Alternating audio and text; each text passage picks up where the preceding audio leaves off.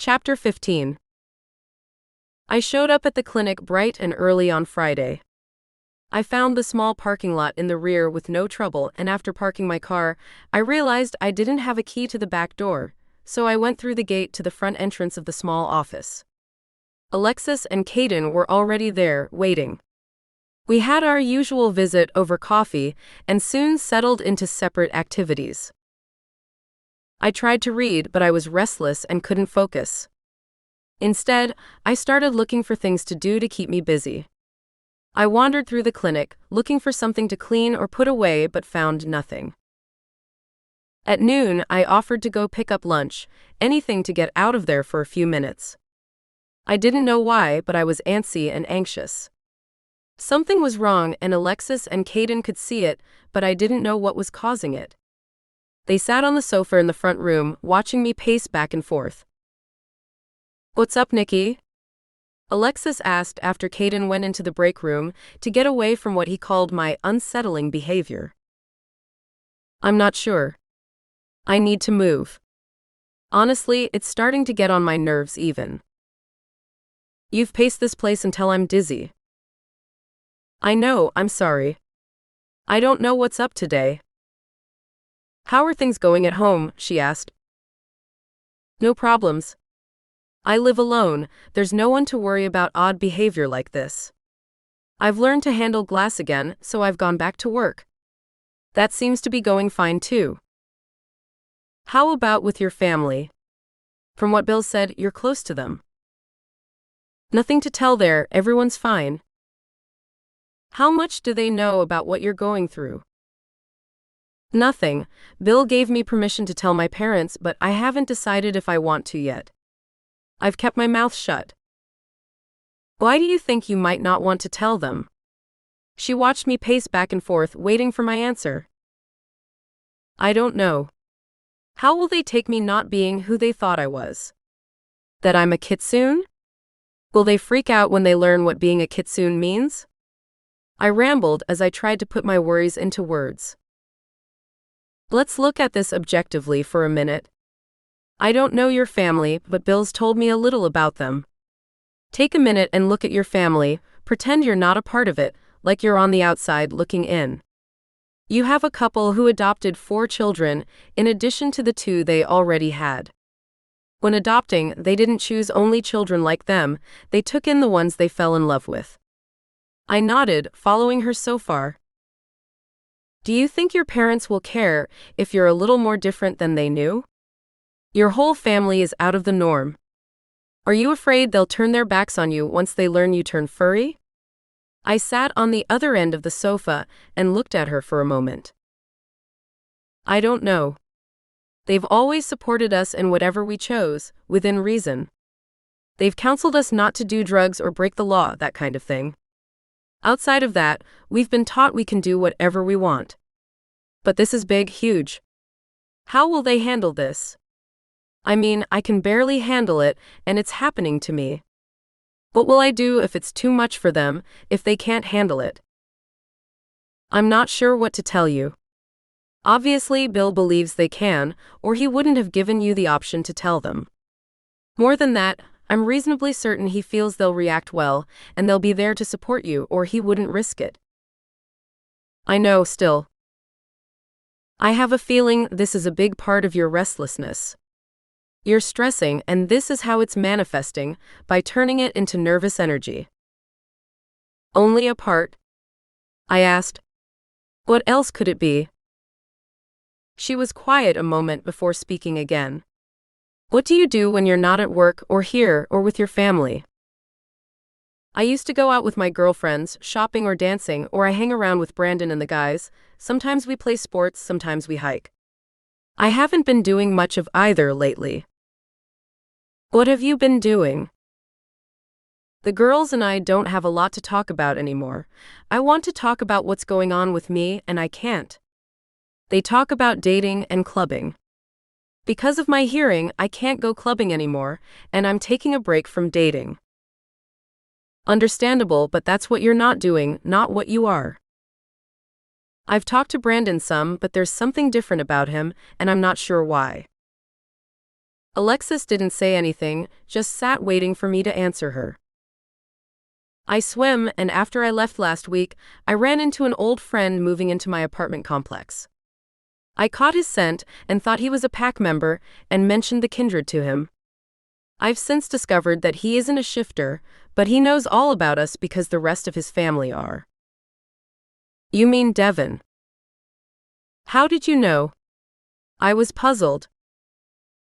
I may not have been Harmonia then, but I was in the pack. I remember him. Plus, he's the only non-shifter we have. He is pack, just not a shifter. I know. Anyway, I knew him before he left, though not all that well. He was part of my sister's crowd. When I ran into him, we started visiting, and we've started spending time together. I took him to our family dinner to get reacquainted, and now he's working for my dad. He's helping around the farm, which means he keeps a similar schedule to mine, up and out early. We tend to run into each other in the evenings after work. The two of you are spending more than a little time together, I take it? You could say that. It's not every day, but we've run into each other 2 or 3 times during the last week. I paused for a moment, unsure. I decided I needed someone to share it with. I felt like I could trust Alexis not to repeat things. I think he spent years feeling like an outsider in his family. Because of what's happened, I'm starting to understand some of that, being the only one different. I don't have to worry about keeping the secret from him or letting something slip. I know in a lot of ways Brandon doesn't know where I'm coming from. I mean, sure he's kindred, but he's always known. He's always expected it. He's like the rest of his family and what they expected from him. Devon grew up expecting to be a shifter, and then he couldn't. Suddenly, he was different. I see what you're saying. You have more in common with Devon than anyone else, even your family. Pretty much. I don't have to hide what I'm learning from him, like I do everyone else. There are few, if any, kindred who know what it's like to discover what you are as an adult. I'm still adjusting, and it'll take time. I'm not great with the in-between. I laughed at myself. Quick question? Yeah? Do you feel better having talked it through? I thought about it for a second. I wasn't quite as restless. I do. Not worlds different, but less stressed. Thanks. No problem. It's what I'm here for, and I like you. I want to help you. Feel free to use me as a sounding board anytime. Alexis laid her hand against my arm. It's my guess you feel guilty about drifting away from old friends and spending time with Devon, like you're betraying your friends. I suspect you feel guilty you haven't told your parents yet, despite your anxiety. You're probably right on both counts. She chuckled softly. You need to keep in mind it's okay to make new friends and let friendships fade. It's a natural cycle, and sometimes you have to go the extra mile to keep friendships that are important to you. I guess. I looked at my hands, folded together in my lap. You should also reconsider telling your parents soon. The longer you wait, the more difficult it will be. They will have a harder time understanding why you took so long to tell them. Do you think never telling them is really an option? Could you go the rest of your life keeping this secret? She asked gently. No, I guess not. It would really hurt their feelings if they found out from someone else, then learned that I could have told them. I'll get a hold of Bill and see when we can arrange it. I needed to move again, to let Alexis's words sink in.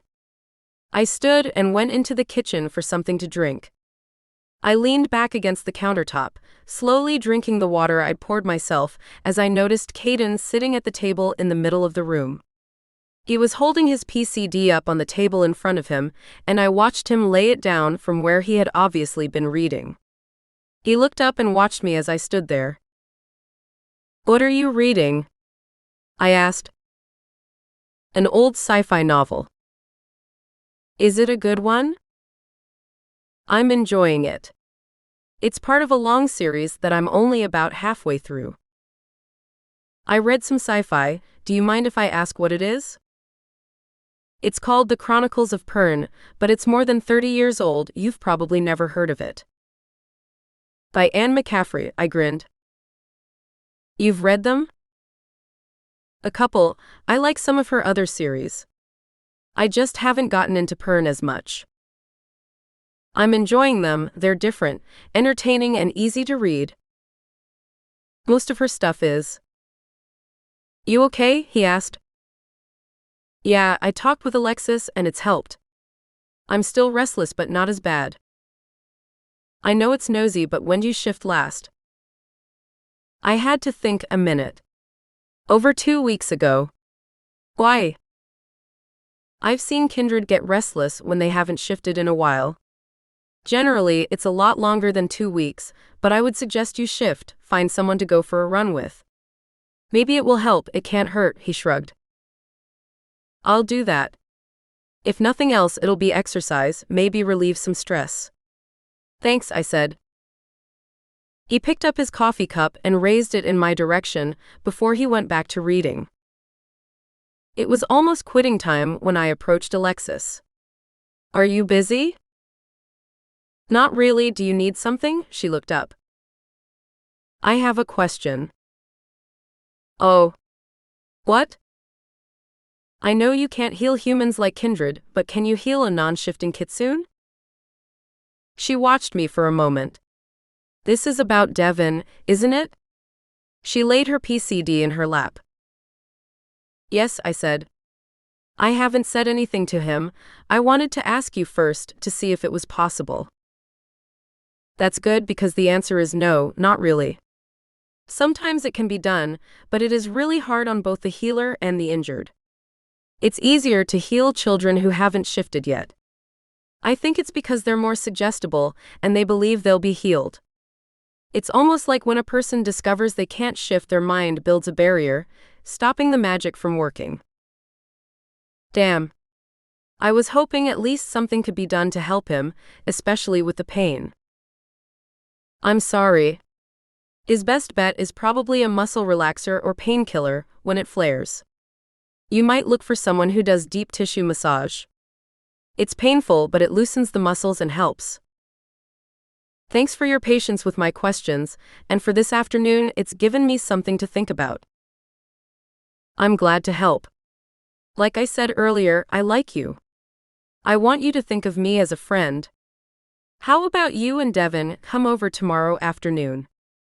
We can toss something on the grill. Hank should be home. We can spend an afternoon visiting and getting to know everyone. That sounds like a couple's thing to me. I'm not seeing Devon. I told you, I'm taking a break from the dating scene. Alexis chuckled. I didn't mean it like that. Just that you spend a lot of time with him and he's more than welcome. It's been a while, I'd like to see him again. I'll ask, but I think this might be his weekend to work. I thought you said he's working for your dad? He is, but he offered to take every other weekend so Dad can have some time off for a change. Maybe take Mom out of town. Dad was thrilled. It's always been hard to find someone he trusts to take care of the animals when they had to go out of town. I don't think he's ever considered leaving just for fun. I see. How about we plan for 4:30 or so? Late enough he'll be done if he wants to come, but still early enough to spend a few hours and still get to bed for an early riser. I'll ask him, but I can't commit for him. Ask either way, you're welcome. Thanks, I will. It sounds like fun. I gathered my purse and PCD, said goodbye to Caden, and I told Alexis on my way out, I'll call and let you know what Devon says, but unless something happens, I'll see you tomorrow. Thanks. When I got home, I found Devon sitting out by the pool. He was wearing swim trunks and a t-shirt stretched tight across his abs as he reclined on his elbows at the edge of the pool, his feet dangling into the cool water. His head was dropped back so the top rested against the cement. I assumed his eyes were closed. On impulse, I angled away from the stairs to my apartment and headed toward the fence surrounding the pool. Hey stranger, how are you? I asked. He jumped, opened his eyes and turned his head. Not bad, how was your day? long? I have a question for you, I asked through the bars. What is it? You remember Alexis Hickman? She was a few years ahead of you in school. Petite blonde. Looks like a pixie who could sprout wings and fly away. That would be her, I smiled amused. What about her? She's the Harmonia now, and the healer I've been working with. She's invited you and me to a barbecue tomorrow afternoon at her place. Not a big event, just the four of us. I'm working this weekend. Your dad wants to hang around for my first few weekends before he trusts me with his animals. I told her I thought you were working. She said let's do it in the afternoon, about 4 or so. Why's she suddenly interested in me? He was suspicious. I mentioned we're friends. She remembers you from school. She wants to get reacquainted some. I'm pretty sure her husband Hank isn't from around here, so unless he was around before you left, you don't know him. I don't see why not. I usually get through by about 3, so that gives me time to get back and shower. We can leave here by 4, but I don't know that we can make it there by 4. Great, I'll let her know. Okay. He shifted his body so he lay flat, pillowing his head in his hands as he stared up at the sky. What are you doing tonight? I hadn't given it any thought, at least not past getting a shower and putting on something comfortable. Why? You want to do something? It occurred to me that you keep feeding me, but the best I've done is delivery pizza. I like pizza.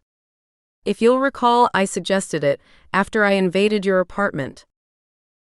I know, but I want something better tonight, and I hate to go out alone. Want to join me? My treat. You don't have to buy me dinner. Let me go upstairs and shower, then we can go.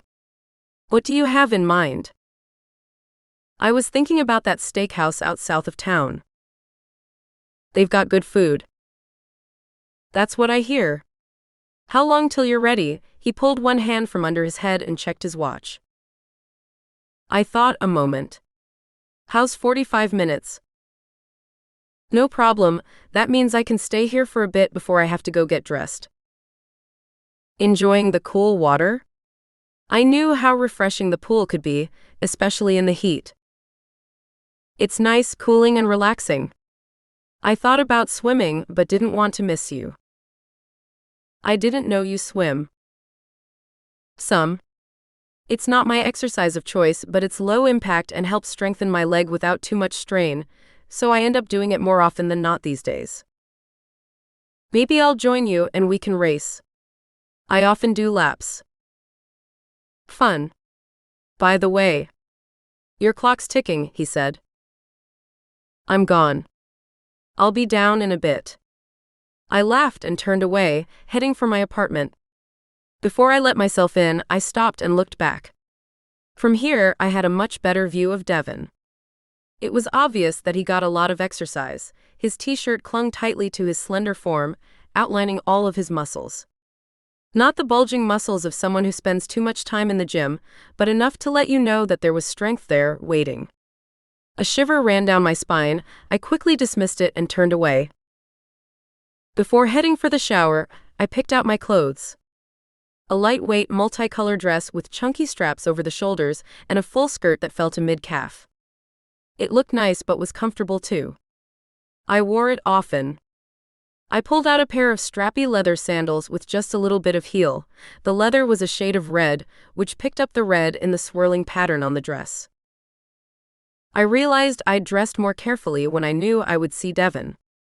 I hadn't worn date clothes, but I didn't wear my ragged, rough working clothes either. He was a friend, but he was also a man. A man I wouldn't mind seeing me as a woman. Perhaps as someone to be interested in. Even if I wasn't ready for a relationship. I tried to ignore my attraction. He'd just come back, and I wanted a friendship before anything else. I was going to enjoy being with him, whether he saw me as a woman or just a friend. I laid the clothes out and went into the bathroom. Pulling the pins from my hair, I shook it out and caught a glimpse in the mirror.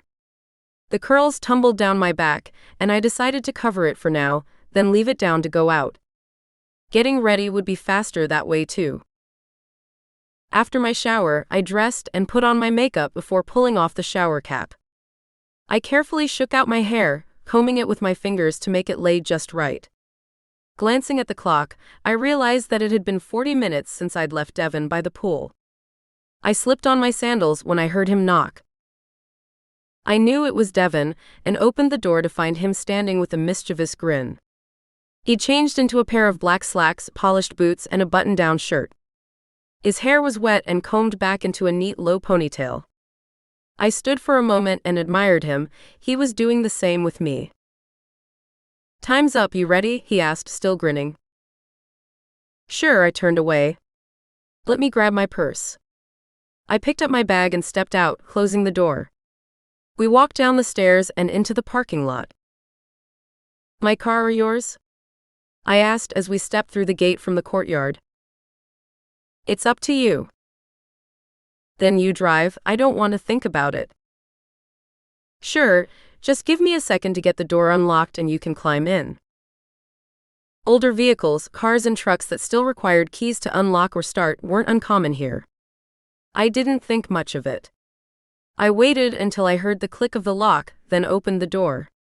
Climbing into the seat, I buckled my seatbelt. He pulled the pickup out of the parking lot and onto the road. "Isn't this the truck you drove in high school?" I asked. "Sure is." "I'm surprised you still have it." I was surprised too, to be honest. "What do you mean?" "When I left everything. Took only what I'd need at basic. After basic, I bought a motorcycle. Bikes are all I'd driven for the last 10 years, aside from on the job. When I got back, Dad handed me the keys. He said it was mine and he'd kept it going for me. I was stunned. I'd been under the impression he didn't get along with his family, but it sounded like his dad had kept the truck in hopes he would come back. Wow. Yeah, that pretty much covers my reaction too. We pulled into the parking lot, seeing it was busy but not packed as he parked. We got out, and I met him at the front of the truck before we walked into the restaurant together. Devon opened the door and held it for me, then joined me while we waited to be seated. He set one hand lightly on the small of my back while we waited our turn. I didn't think much of it. Kindred are used to more casual touching than others. Since Devon was raised among the kindred, I attributed the light touch to that. Besides, it felt nice. We were given a small table on one side of the sparsely populated room. Apparently, most of the cars in the parking lot were for the attached bar. We looked over the menus and placed our orders with the same waitress who had waited on Gabriel and me a couple weeks earlier. "After a week, how do you like working with Dad?" I asked while we waited. "It's good. It'll take him a couple weeks to stop following me and watching everything I do, making sure I get it all done, but I don't mind. He's easy to work with and I like him. The work's hard, but that's what I was looking for. I may see if your mama wants to adopt me. When I'm early enough to eat, she fusses and makes a big deal about making sure I get enough. She misses having us at home to fuss over. She's become more involved in things outside the house, but it's not the same. I think she's eager for more grandkids, some she'll be able to keep during the day or at least often. Britt stays home with hers, so Mom hasn't been able to do that." We talked about films and books while we ate our dinner and on the way home. I confirmed I'd meet him at 4 the next afternoon, then left him at his door.